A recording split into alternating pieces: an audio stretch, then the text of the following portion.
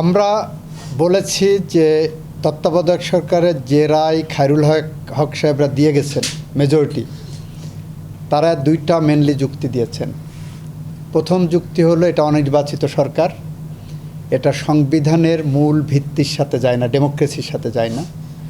দ্বিতীয় যুক্তি দিয়েছেন এই রায় বিচার বিভাগের স্বাধীনতা ক্ষুণ্ণ করতে পারে, কারণ বিচারপতিরা প্রধান উপদেষ্টা হওয়ার আকাঙ্ক্ষায় রাজনৈতিক দলগুলো লেজুর ভিত্তি করতে পারেন।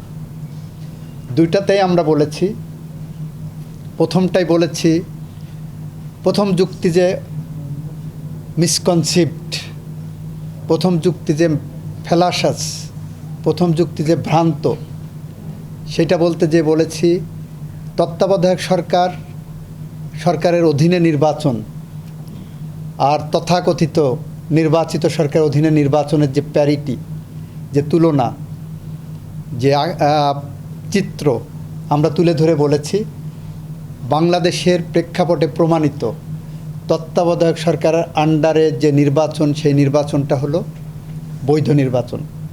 সেই নির্বাচনগুলো জনগণ তার জন আকাঙ্ক্ষা প্রতিফলন ঘটাতে পারে, সেই নির্বাচনে জনগণ ভোট দিতে পারে। আর তথাকথিত গণতান্ত্রিক নির্বাচন যদি বলে, সরকার বলে তথাকথিত নির্বাচিত সরকার, আমরা বলেছি সেই সরকারের আমলে মৃত ব্যক্তিরা এসে ভোট দিয়ে যায়, রাতের আধারে ভোট হয়ে যায়। ভোট করতে চাওয়ার কারণে ৭০ লক্ষ মানুষের বিরুদ্ধে মামলা হয়, ৪,৫০০-এর উপরে মানুষ বিনা বিচারে বা বিচার বহির্ভূত হত্যাকাণ্ডের শিকার হয়, ৭০০-র মতো মানুষ গুম হয়। মাত্র ৩৬ দিনে ১৫০০-র মতো মানুষ গুলিবিদ্ধ হয়ে মারা যায়, প্রায় ৩০,০০০-এর মতো মানুষ পঙ্গুত্ব বরণ করে ওই কোট আনকোট গণতান্ত্রিকভাবে নির্বাচিত সরকারের আন্ডারে। এই অবস্থা থেকে উত্তরণের জন্য আমরা একটা উদাহরণ দিয়েছিলাম যে এই বিল্ডিংটা ভেঙে পড়তে পারে। ভেঙে পড়া হাত থেকে এই বিল্ডিংকে রক্ষা করতে গেলে আমরা সাইডের লাইনে যদি পিলার দিই, তাহলে এই বিল্ডিংয়ের অক্ষত থাকবে, এই বিল্ডিংটা দাঁড়িয়ে থাকবে। আমার গণতন্ত্র সেরকম মুমূর্ষু অবস্থায় গণতন্ত্রকে যেখানে পাঠানো হয়েছে, তত্ত্বাবধায়ক সরকার সেই গণতন্ত্রের জন্য একটি নিরাময় ঔষধ। তত্ত্বাবধায়ক সরকারকে যদি আমরা বলি, গণতন্ত্রকে যদি বলি কোহিনূর, তাহলে সেই কোহিনূরকে রক্ষা করার জন্য তত্ত্বাবধায়ক সরকার এমন একটি ব্যবস্থা যা বাংলাদেশের গণতন্ত্রকে সুসংহত করে বাংলাদেশের মানুষকে ভোটের অধিকার ফিরিয়ে দেয়। এটা হলো প্রথম।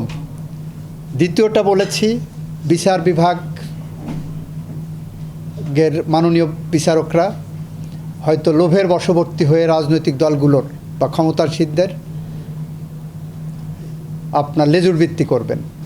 সেই জায়গায় বলেছি সেইটাই যদি হয়, তাহলে তো আপনাদের কারো চিফ জাস্টিস হওয়া হবে না। আপনারা চিফ জাস্টিস হওয়ার লোভে এই রায় দিয়েছেন, এবং যারা এই রায়ে সরকারের পক্ষে তত্ত্বাবধায়ক সরকারকে বিলোপ করেছেন, তারা প্রত্যেকেই পুরস্কার হিসেবে চিফ জাস্টিস হয়েছেন। যারা এই রায়ের সাথে একমত হননি, তত্ত্বাবধায়ক সরকারকে বহাল রাখতে চেয়েছেন, তারা কেউ চিফ জাস্টিস হতে পারেননি, যারা ডিসেন্টিং দিয়েছেন। তাহলে তো ওই তত্ত্ব যদি কার্যকর হয়, তাহলে তো আপনার চিফ জাস্টিস হওয়ার লোভে তো ওনারা সরকারের পক্ষে ওইভাবে দেবেন। এগুলো সব অকাট্য যুক্তি। স্যার, আপনি